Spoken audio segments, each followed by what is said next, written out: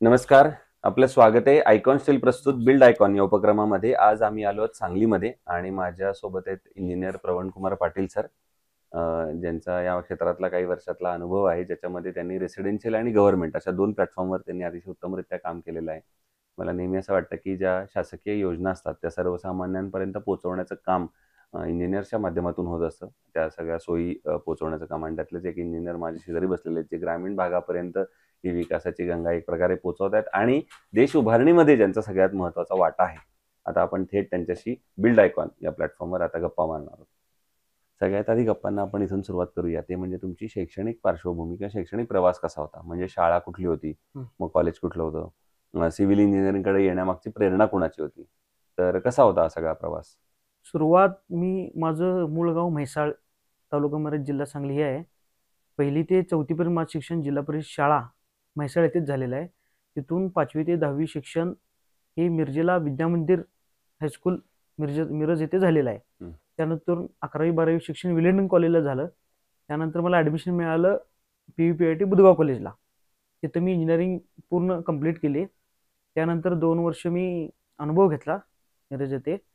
त्यानंतर मी स्वतःचं प्रायव्हेट हे चालू केलं, कन्सल्टन्सीला सुरू केली. क्या बात सुरू आहे. केलं. मग हा जसा एक प्रवास आहे, तसा आता आणखीन एक महत्त्वाचा इंटरेस्टिंग प्रवास तुम्हाला हे मूळ विचारायचा. आम्ही ग्रामीण भागातूनच सुरुवात केली. सुरुवात क्या केली. बात आहे.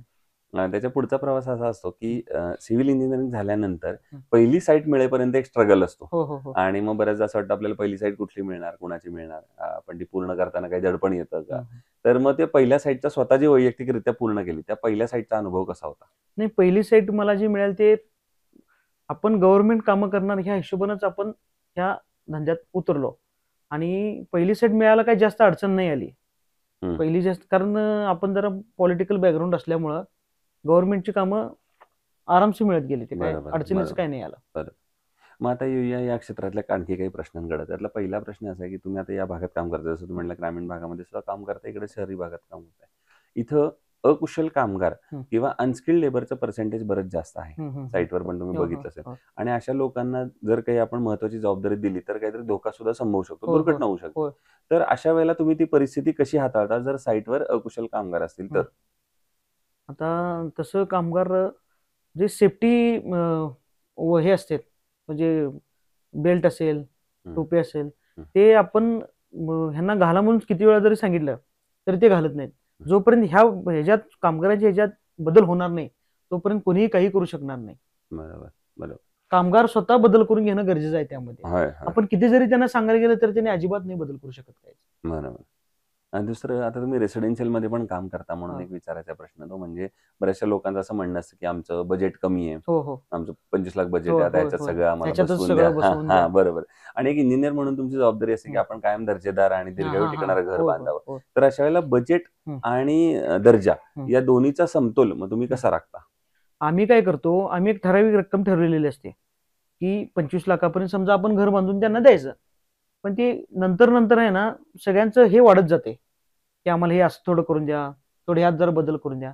पण आम्ही काय करतो, किंमत राखायला पाहिजे समोरच्या माणसाची किंमत राखायला पाहिजे. आणि काम हे चांगल्या दर्जाचंच करून द्यायला पाहिजे. आम्ही थोडं प्रॉफिट कमी ठेवले त्यात, खरंच चांगल्या पद्धतीचंच काम आम्ही करून द्यायला. बरोबर.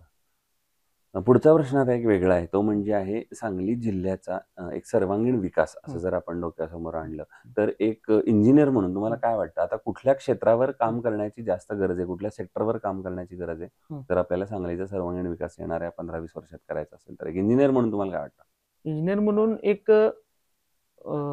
MIDCतले रस्ते आणि MIDC सुधारणा केली पाहिजे. आणि त्यानंतर हळदीचा व्यापारपेठ मोठा आहे सांगलीत, त्यासाठी हळद हे शेतातून सांगलीत येते, तर ते शेताकडे जाणारे पूर्णपणे जे रस्ते आहेत त्या रस्त्यामध्ये सुधारणा केली पाहिजे. बरोबर. अगदी महत्वाचे मुद्दे सांगितले तुम्ही, रस्ते आणि इंडस्ट्री हे दोन फार महत्वाचे मुद्दे. तर मग कारण हळद हे शेतातून सांगलीतून शेतातून मार्केट यार्डला येते, पण ते जे अडचणीचा जे प्रवास आहे, मिरजेत आल्यावर रस्ता चांगला असणार आहे, पण शेतातून मिरजेत येई पण रस्ता पूर्णपणे खराब आहे. पण मग शासनानं काय पावलं उचलली पाहिजेत असं तुम्हाला वाटतं? तेच शासनानं शेतातले रस्ते करून दिले पाहिजेत. आधी होत होते शेतातले रस्ते, पण आता होईना झाले. दुसरं, तुम्ही गव्हर्नमेंटचे पण अनेक स्थानिक स्वराज्य संस्था यांच्यासाठी पण कामं केली, तर ती कुठल्या कुठल्या स्वरूपाची आहेत? आता मी जे कामे केलेली ते जल जीवन मिशन अंतर्गत काम केलेले आहेत. पाईपलाईननी पूर्ण वॉटर टँक आणि फिल्टरचं काम ते एक काम केलेलं आहे. मॉडर्न स्कूलचे जवळजवळ आतापर्यंत 4 ते 5 मी मॉडर्न स्कूलचे काम पूर्ण कंप्लीट केलेले आहेत. आता नवीन 3 मॉडर्न स्कूलचे काम आपल्याला परत मिळालेले आहेत. त्यामुळे तुमचं त्याचं चालू आहे शाळेच्या. आणि ग्रामपंचायतची इमारत 1-2 ग्रामपंचायतची इमारत आम्ही बांधलेली आहेत. बाकीची मग जे गव्हर्नमेंट टेंडर असतात ते आमचं चालू आहे. आता पुढचा एक प्रश्न असा आहे की आतापर्यंत केलेल्या प्रोजेक्ट पैकी एखादा आयकॉनिक प्रोजेक्ट तुमचा स्वतःचा सांगू शकाल का, की जो करताना एक आनंद समाधान होतं, एक वेगळे पण होतं काहीतरी त्या प्रोजेक्टमध्ये? ते आम्ही एक फार्म हाऊस एक केलेलं आहे त्या होतीत. त्यामध्ये ना सर आम्हाला पाईल मारण्यापासून ते शेवटच्या फर्निचरच्या कामापर्यंत म्हणजे सोफा सेट बनेपर्यंत ते पूर्ण त्या एका फार्म हाऊसच्या कामामध्ये आम्हाला सगळं करायला शिकायला म्हणजे बघायला मिळालं सगळं त्या कामामध्ये. काय विशेषता होती म्हणजे पण अजून त्याच्यात? मग विशेषतः असं की पूर्ण अथॉरिटी त्या मालकाने ना आम्हाला पूर्ण अथॉरिटी दिली होती की तुम्ही जे बनवशील ते. पण ते आता ते फार्म हाऊसचे मालक मोठे आहेत खूप. काय त्यांनी काय केलं, आम्हाला सगळं पूर्णपणे अथॉरिटी दिल्यानंतर ना त्यांनी सांगितलं की तुम्ही तुमच्या पद्धतीने करा. पण आम्ही आमच्या त्या पद्धतीने करायला गेलो.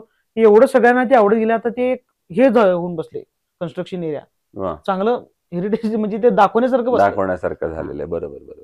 आणि दुसरा एखादा असा प्रोजेक्ट की जो करताना काहीतरी अडचणी आल्या, समस्या आल्या आणि त्या आव्हानावर तुम्ही कशी मात केलीत, असा एखादा प्रसंग आठवतोय का? तसं मग प्रश्न गव्हर्नमेंट कामातच एखादा गव्हर्नमेंट कामातच अडचण येते. म्हणजे काहीतरी कामाची मुदत संपलेली असते.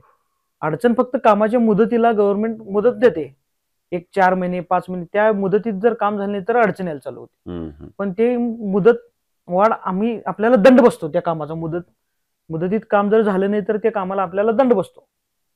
ती अडचण येते. तेवढी अडचण. दुसरं कन्स्ट्रक्शन मध्ये जेव्हा स्टील निवडायची वेळ येते तर तुम्ही काय त्याची गुणवैशिष्ट्य किंवा काय पॅरामीटर्स बघता आणि ठरवता की हे स्टील चांगलं आहे, हे वापरलं पाहिजे? तसं आम्ही नाही एवढं तर काही चेकिंग केलं नाही कधी. बरोबर. किंवा मग ठरवायचं कसं? मार्केटमध्ये आज एवढ्या कंपन्या आहेत तर त्यातलं कुठली कंपनी घ्यायची हे कसं ठरवायचं? शक्यतो कसं आम्ही म्हणजे ठरवलंय की बेंड करताना स्टील बेंड करताना इझिली बेंड होते काय हार्डली बेंड करायला लागते. इझिली बेंड करते ते जरा थोडं चांगलं वाटतंय. हार्डली बेंड करते ते भविष्यात जाऊन कुठं तर बारीक केस एवढं क्रॅक जाते काय नाही जाणार काय हे आम्ही तेवढं लक्ष देऊन बघतोय. आयकॉन स्टील याच्यापूर्वी तुम्ही वापरले का कधी आणि तुमचा अनुभव प्रॉडक्ट म्हणून आणि सर्व्हिस म्हणून कसा आहे? आयकॉन स्टील ह्याच्या आधी मी भरपूर वेळा वापरलेला आहे. प्रोडक्ट म्हणून अतिशय उत्तम स्टील आहे. ओके.